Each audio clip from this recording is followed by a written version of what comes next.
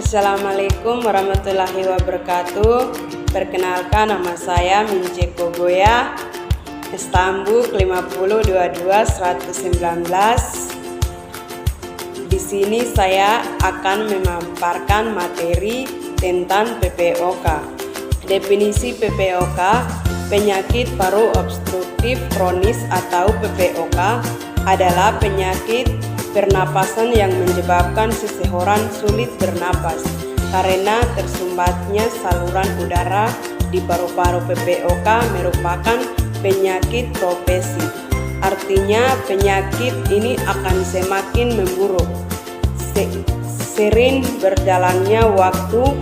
Pada tahun 2012, lebih dari 3 juta orang yang meninggal akibat PPOK.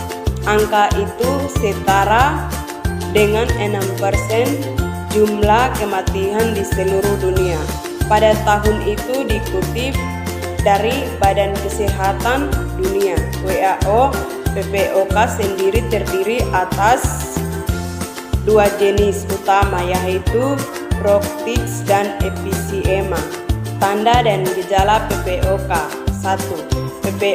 PPOK mempengaruhi sistem pernapasan sehingga dapat menimbulkan banyak tanda-tanda dan gejala yang menyebabkan masalah pernapasan.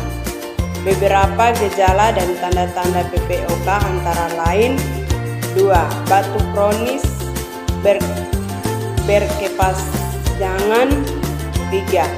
Batuk dengan dahak berwarna bening, putih, abu kekuningan, atau hijau. Yang keempat, sering infeksi pernapasan seperti flu dan pilek. Yang kelima, sesak napas, terutama saat beraktivitas fisik. Yang keenam, pernapasan sesak di dada. Yang ketujuh, menyingir. Yang kedelapan, kelelahan. Karbohidrat kompleks seperti pasta gadung, roti gadung, beras merah, serat kacang-kacangan seperti keledai, biji-bijian seperti kacang merah, sayur seperti bayam dan wortel, buah-buahan, hahutan mehal.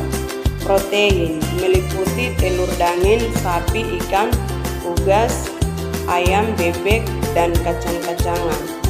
Pilih lemak tak jenuh yang tidak mengandung kolesterol seperti canola dan minyak jagung. Berhati-hatilah dengan makanan beku atau makanan tak kehawai. Jenis makanan ini bisa mengandung natrium dalam jumlah tinggi. Untuk memastikannya, Anda bisa memeriksanya lewat label informasi nilai gizi. Cara makanan yang mengandung kurang dari 140 mg sodium persosinya. Penyebab penyakit paru obstruktif kronis. Penyebab PPOK adalah penyumbatan atau kerusakan jaringan paru-paru. Jenis kerusakan ini biasanya terjadi saat Anda secara rutin menghirup iritan untuk jangka waktu lama. Iritan yang umum dapat meliputi asap rokok, baik mereka yang merokok aktif atau maupun perokok pasif.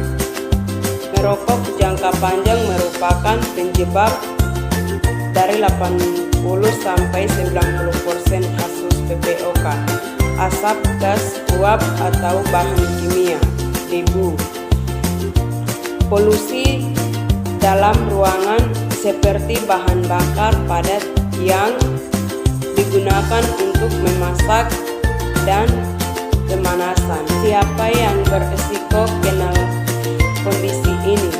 Orang berusia 65-74 tahun, ras kulit putih non-Hispanik, orang yang menganggur, pensiun atau tidak mampu bekerja, orang dengan pendidikan di bawah SMA, orang dengan pendapatan rendah, orang yang bercerai, ditinggal mati atau berpisah, pokok yang masih aktif ataupun mantap, pokok orang dengan riwayat asam. Bagaimana cara mencegah PPOK kambuh? Berhenti merokok dan hindari iritan paru. Dapatkan bantuan medis yang kontan. Atasi penyakit dan gejalanya. Bersiaplah untuk keadaan darurat. Tips tidur lebih nyenyak saat Anda menderita PPOK. Terapi menarik napas, Hinmalet Triahaplin posisi tidur. Oleh karena penderita PPOK bisa merasa sulit bernapas saat berbaring, mereka sering tidur dalam posisi duduk. Kesimpulan, penyakit paru obstruktif kronis (PPOK) merupakan kumpulan penyakit paru yang sudah lama dan bertahun, ditandai dengan adanya penyumbatan pada aliran udara dari paru-paru, dengan penyebab utama dari lingkungan polusi udara, merokok, paparan debu, dan gas-gas kimiawi, faktor usia dan jenis kelamin, sehingga mengakibatkan berkekurangannya fungsi paru-paru. Bahkan pada saat gejala penyakit tidak dirasakan infeksi sistem pernapasan akut seperti pneumonia, bronkitis, dan asma.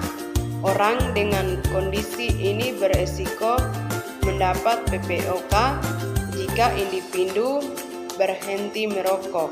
Progresi penyakit dapat ditahan jika merokok dihentikan sebelum tergejala. Resiko bronkitis kronis dapat menurun dan pada akhirnya mencapai tingkat bukan seperti perokok. Demikian pemaparan dari saya. Wassalamualaikum warahmatullahi wabarakatuh. Selamat siang.